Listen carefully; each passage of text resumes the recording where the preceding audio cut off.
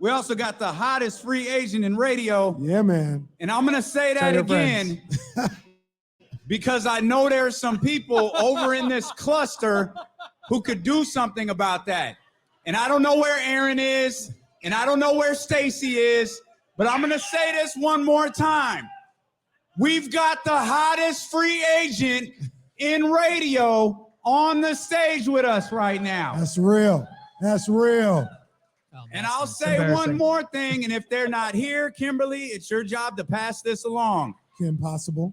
If we don't do something, he won't be a free agent for long. So let's all relay that message and welcome Kyle Madson to the stage. Give it up for my man Kyle Madson. Give it up for my man Kyle Madson. That's a lot of pressure now. Oh, yeah. You put a lot of pressure on. Yeah, don't blow it. Oh, yeah, no. No. I'm not saying anything. Kyle, hey, you know what? Before because I want to talk Kings basketball with you. I want to talk Warriors as well in the Western Conference.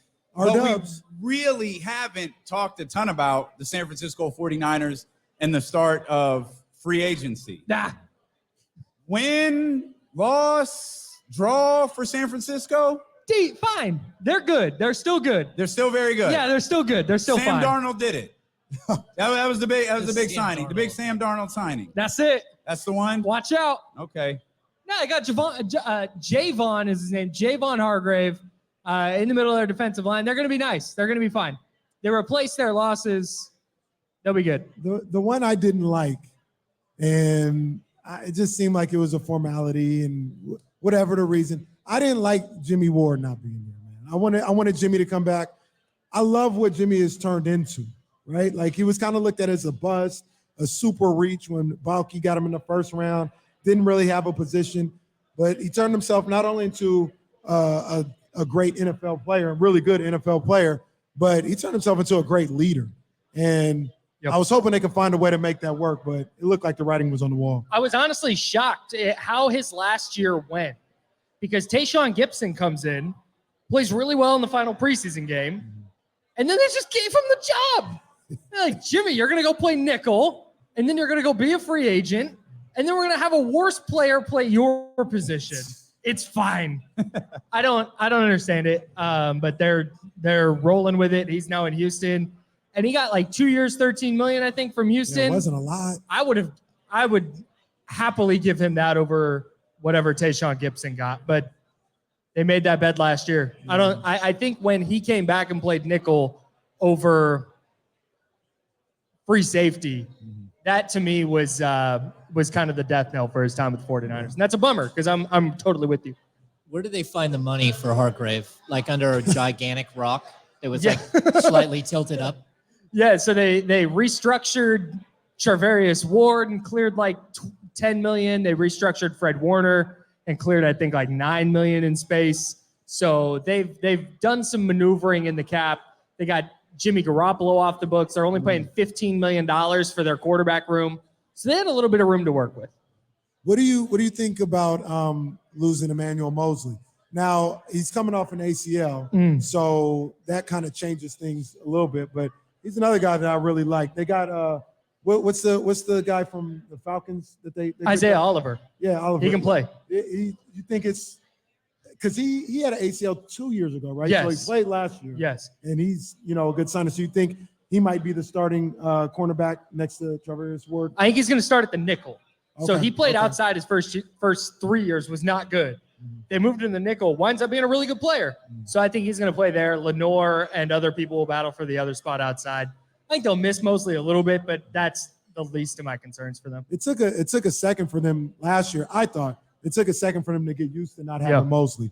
Then 100%. They got used to it and they took off. So, maybe it's more the same last year. Hey, they still got the draft and they still got the 5th round. That's all that really matters. 5th, 6th round. As long as they have that, we can find all pros. Load up. They'll blow all those 3rd round picks. Dude, if they draft a running back in the 3rd round. Oh my God.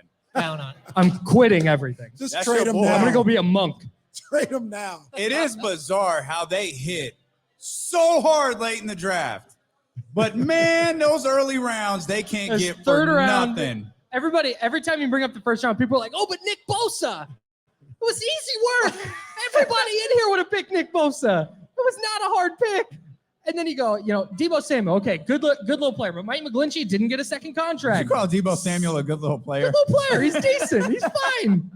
Brandon Ayuk, good player. Good, genuinely good player. Everybody else they've taken round 1 through 3, like Fred Warner, third rounder, good.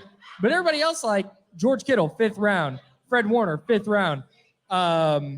Trent Williams, they traded 3rd and 5th round picks for. Like all of their best players came outside of the first couple of rounds. Elijah Mitchell. It's another one. He was just starting running back. Like he was big, couldn't say healthy, but he's on pace for like 1,200 yards. Really good player. Really, really good player. Who's the biggest loss? Jimmy Garoppolo. No. Did he have his press conference today, by the way? He did. He dressed in all black. Checking. All black. Just checking. Oh, my God. He had all black, unbuttoned, obviously. Of course. Raider pin on the lapel. Oh. 5 o'clock shadow banging. Nice. No, he looked great. He looked great. And those 7 wins are going to be awesome. No, I think it's probably Jimmy Ward just because of how versatile he was. But that's the thing is no player they've lost has been like, I don't know what they're going to do. Like the Eagles right now are they have to replace Javon Hargrave. That's not somebody that's just like, yeah, hey, who's that? Jordan Davis from Georgia, their second-year guy. You go play. That's just not going to happen. Right. So with the Niners, I think it's all replaceable guys. But I think the one they're going to miss the most is Jimmy Ward. Alshire for sure. But again, that's a third linebacker. He's not on the field a lot. Okay, I got you. So the other great thing about this offseason so far, you want to be careful saying this stuff, but man, it looks like what was the toughest division in football like 3 years ago, man, is no longer the toughest division in football. The Rams are done. They're like gone. A while, for a minute. Yeah. They might be gone. They might be out of here for a couple of years rebuilding. You got to look at Seattle. Seattle's they're building something though. I don't think they're doing a nice job. The 3 times they played the 49ers. They're not on that level yet. Arizona, who knows what's happening with Kyler Murray if he's going to be healthy when he comes back. So it looks like for the first time, and you know how I complained about this, they're finally getting a little bit of a break with not having to play in the best division of football. The worst thing that happened to the 49ers was Cliff Kingsbury getting fired. Oh, wow. That was the worst thing that could have happened in San Francisco. Damn. He's a disaster. Is he still there? Cliff? Yeah. No, he's gone. No, I mean, is he still in Thailand? Taiwan, yeah, Thailand. Oh, in Thailand? Probably. Didn't they say he bought a one-way ticket? Like he just had I don't think you get. I don't think you can legally do that right now. Oh well. Yeah. I genuinely don't think you can do that. But I think he probably went to Thailand for a while. I think he interviewed for a job somewhere in Thailand. Yeah, like a supermarket. No, I interviewed for a job in the NFL and turned it down. More qualified. Why would you? If you're Cliff Kingsbury, take a year. You're rich. Easy. You're chilling. Oh, Phoenix is cheap. Wait to see if Amazon calls. Right. Wait till Amazon goes, yeah, this Kirk Herbstreit thing isn't working.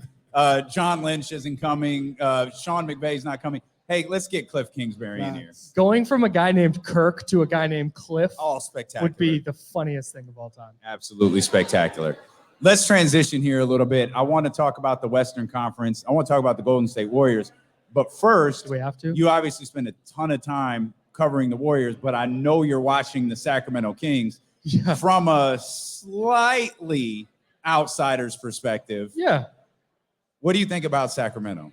I have a comparison. Let's hear it. I thought of this last night. Okay. Oh, no. Literally, because I took a nap yesterday. This is what happens when you don't have a job. I took a nap yesterday, and I couldn't go to bed. I couldn't go to sleep. That happens. So I was laying there. Follow me. Okay. Let's take this round. I think the Sacramento Kings are the Kansas City Chiefs. Oh, my God. And I say that for these 2 reasons. Follow me. It's two big things. What's the reason at the end of games that you're like, the Chiefs got this? Patrick Mahomes. Right now, that's De'Aaron Fox. When, who was it? All the games. Who do you Chicago. When Chicago tied that game, when DeRozan gets the and one, it's like, whatever.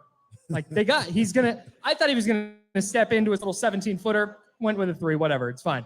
But the other thing and the big thing is every person I've talked to, whether it's, is Ramona Shelburne, that's somebody we talked about, who said, yeah, I think the Kings have a shot, but that defense. Every year we say that about the Chiefs. Every single year, we go in going, okay, yeah, the Chiefs' offense is great, but do they play defense? Oh, blah, blah. Like, stop overcomplicating it, man. It's not, when your offense is at the level that the Chiefs and now the Kings are, when your offense is at that level, you don't have to play top 1 or top 3 or top 5 defense. Can you get me 3 stops over the course of a game? In a big spot, can you come up with a stop or 2 stops or 3? And they've done that so far, and the playoffs are different. I'm not saying bring the trophy here now, but when I look at this Kings team, that's how I view it. It's not their defense is bad, it's a first-round exit. It's like, no, their offense is that good that it may not matter that their defense isn't great. I like it. I love it. All right, mark it down. I love it. Kings of the Chiefs. You hate fun, Ham. So poke holes. You cannot wear a hat like that and hate fun. Poke holes in that. Yeah, so as a guy who loves Mahomes, loves him, my team name is Rolling with Mahomies, Okay. and he wins me fantasy football Super Bowls. Like, I get it, like, Fox is up there, but there are other players like that. And I know Fox is that good in the fourth quarter, but you got Steph, you got Luka. Like, there are a lot of players that are really, really good that can put up numbers down the stretch. So, yeah, I mean, I think, like, look, the Kings offense is historically good. They're figuring out ways to get stops. But then it's always something else that pops up. Can they get the offensive rebound? That becomes an issue for like 2 weeks. As long as you don't play Josh Hart, it's fine. Yeah, I guess. And I mean, they do have 2 games against him. Oh, no, he doesn't play for Portland anymore. My bad. So that becomes an issue, though. Like, this team is still learning and they're still chasing those things. So I think maybe, but I'm not going to say that they're a team that's going to go from where they are today to title contender in year 1. I'll buy that. It's hard to win a title your first time. Even Hard like to the win a title Warriors in needed the ninth round. 2 trips. Yeah. Yeah, it's hard to get out of the first round your first time around. No doubt. Yeah. So here, and you guys could help me out with this a little better. When I used to watch the Warriors, well, I still watch them. It's not like I don't watch them anymore. But when I used to watch the Warriors winning championships, they had this, I know they had a higher rated defense or whatever, but I would just watch them, right? And they would like kind of coast through games. And in the fourth quarter, or maybe it was like halfway through the third quarter, they'd play like 5 minutes of defense, and their offense was so explosive, they would take off from, they would run away from teams. Right. And once again, I'm not saying De'Aaron and Steph Curry. I'm not saying this offense, even though it's the best offense in the history of the game. I'm not saying it's that Warriors offense, but I feel like some similarities, right? Like if they, we would all want them to play 40 minutes of great defense. But if they can find a way to give 8 to 12 minutes of defense and keep the offense going the way it is, they have that ability that we saw in those championship Warrior teams. Not saying they'll win a championship, but those type of teams.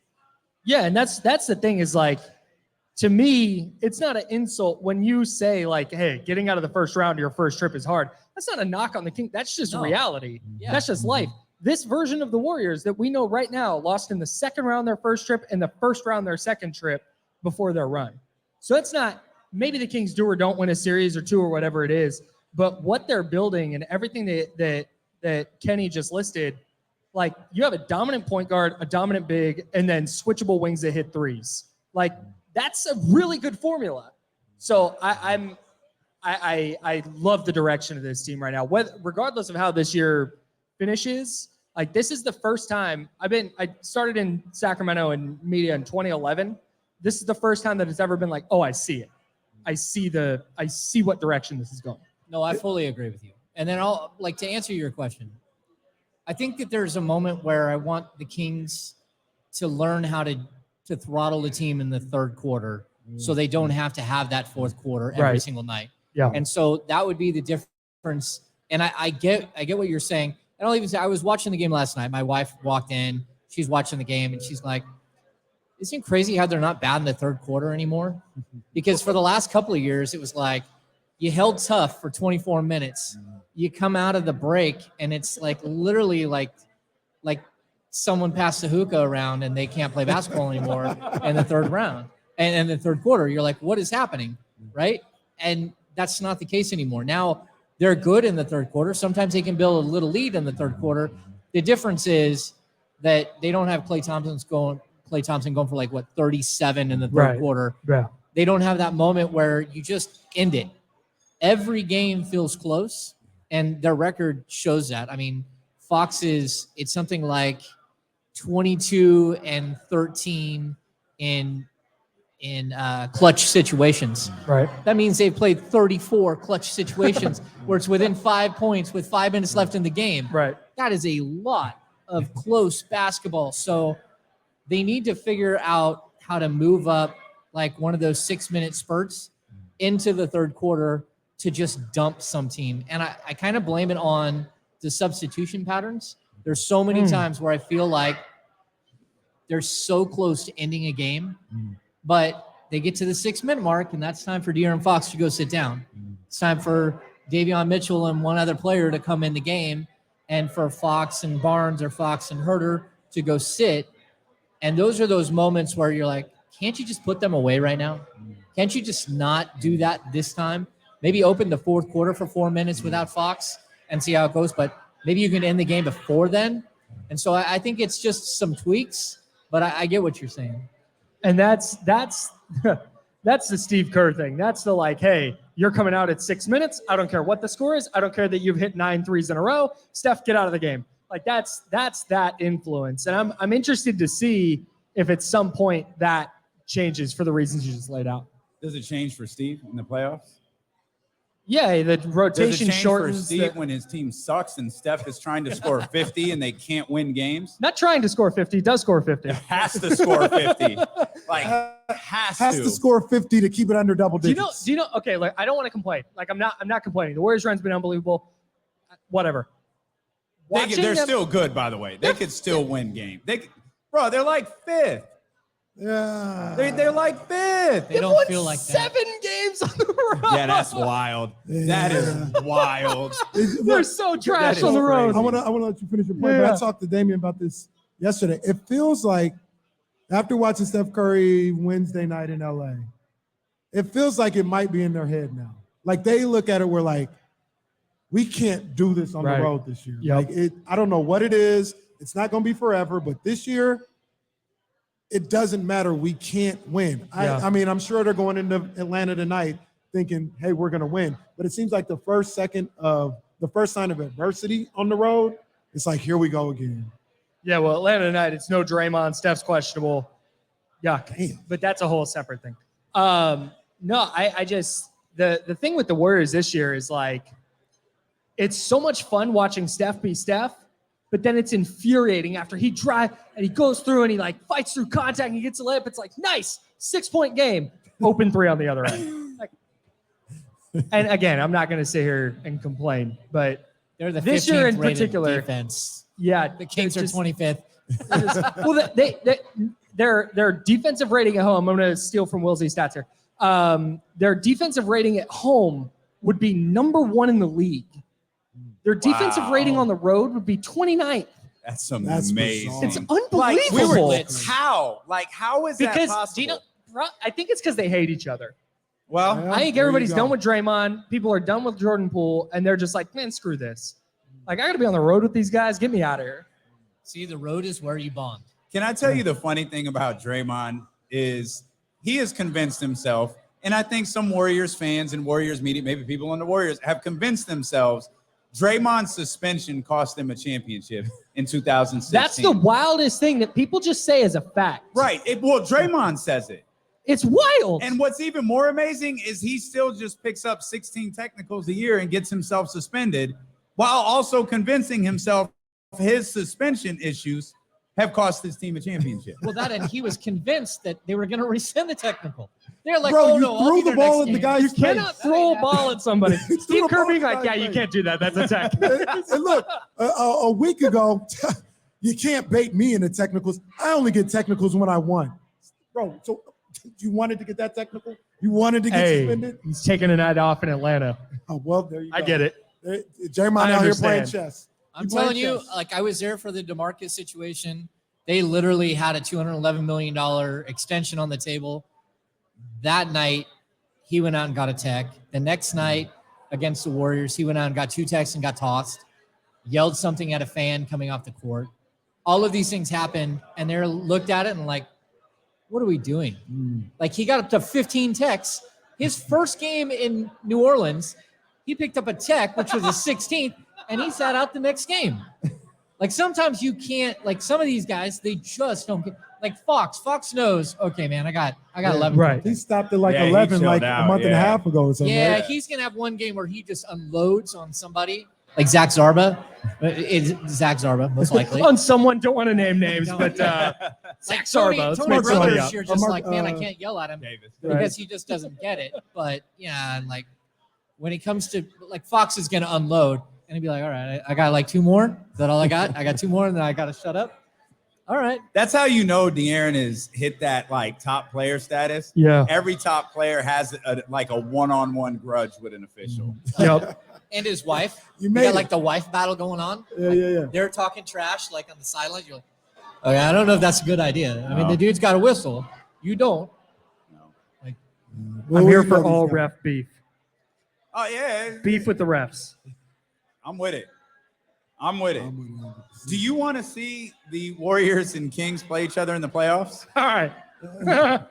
No. There's a couple reasons. One, that's 4 games potentially at Golden One against an offense that scores 184 points a game. Close, yeah. Like, no, I don't see outside of like, well, experience. Like, okay, fine, I don't have a rebuttal. But like logically on the basketball court, I don't, with how the Warriors are on the road, with their defense on the road, and with how good the Kings are. But separately from that, I like you guys a lot. I like this city a lot. I want to watch the Kings and root for them without having to like hate them. Oh, I see. You see, Yeah, like that's I my bigger deal. understand. I don't think the Warriors are winning a title. Forget who they play. Like, maybe they win around, maybe they don't. That's a separate thing.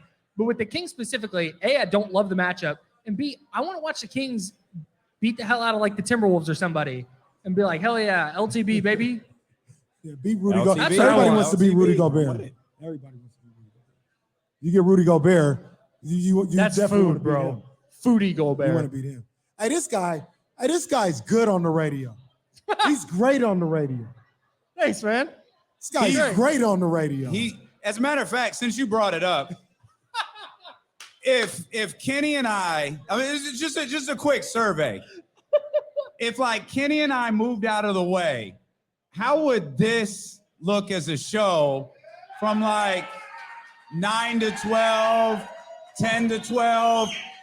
If anyone wants to tap an operations manager on the shoulder and tell him we have ESPN 1320's next radio show right here on stage with us,